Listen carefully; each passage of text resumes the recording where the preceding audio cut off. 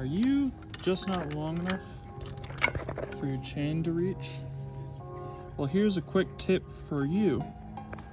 And ta-da, you got the perfect place to fit your chain connector.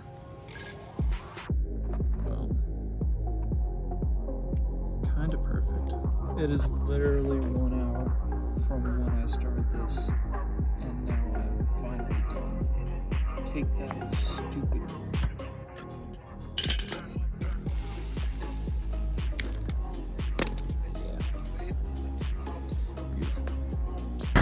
Just took her for a test drive and she runs a whole lot better than I expected.